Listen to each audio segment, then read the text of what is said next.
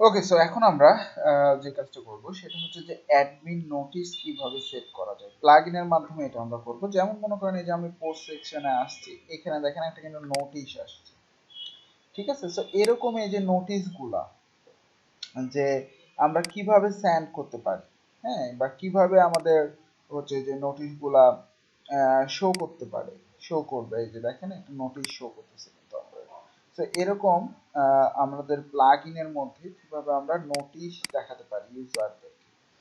So এটার জন্য আমরা একটা প্লাগইন এর যে ইনিশিয়াল কাজটা সেটা করে নিয়েছি। অ্যাডমিন নোটিশ নামের একটা ফোল্ডার বানিয়েছি এবং index.php নামের একটা ফাইল বানিয়েছি, যেখানে জাস্ট আমাদের কিছু নোটিশের জন্য ইনিশিয়াল অবস্থায় রাখছি।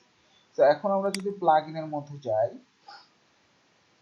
তাহলে এখানে আমাদের অ্যাডমিন নোটিশ প্লাগইন নামের একটা হচ্ছে যে প্লাগইন দেখতে পাচ্ছি, বাট এইখানে বলতেছে যে এটার একটা অলরেডি এটা স্লাগ যেটা আমরা ইউজ করেছি সেটা কিন্তু হচ্ছে অলরেডি আছে ডাব্লিউপি তে, হ্যাঁ, এই জন্য এটা নিচ্ছে না। প্লাগইন মনে করেন আমি এরকম দিয়ে দিলাম ডাব্লিউপি।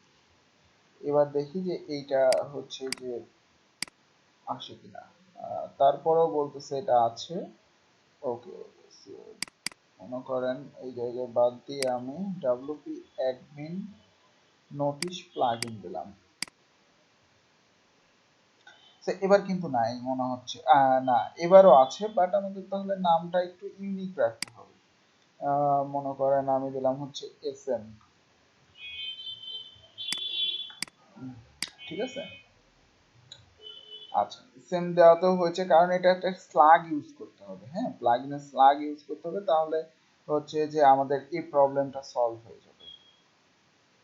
ঠিক আছে, ভিউ ডিটেলসে যদি আমরা যাই, দেখেন কোন প্লাগইনটা আমাদের হচ্ছে যে এরকম দেখাচ্ছে যে অ্যাডমিন নোটিস অ্যানাবল। এই যে অ্যাডমিন নোটিস নামের একটা প্লাগইন আছে, ঠিক আছে? অ্যাডমিন নোটিস নামের। সো এই জন্যই আমাদের এরকম দেখাচ্ছে। ওকে,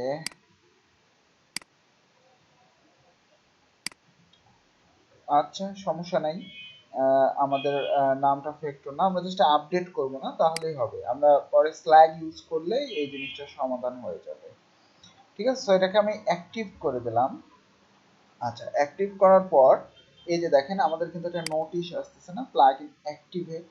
সো এরকম আমরা যখনই অ্যাক্টিভ করব তখন আমাদের এই প্লাগইন থেকে যে আমরা যে নোটিশ একটা শো করা যাচ্ছে, যেটা ইউজার দেখতে পারবে যে বিভিন্ন রকমের, মনে করেন এই প্লাগইনটি ইনস্টল করলেন, এখন এখানে এটা হবে বা এটার মাধ্যমে এটা হবে, এরকম সিস্টেম। এখানে কাস্টম অনেক সুন্দর করে আমরা নোটিশ এটা তৈরি করতে পারবো। সো নেক্সট পার্ট থেকে আমরা দেখি যে কিভাবে আমরা নোটিশ বানাতে পারি।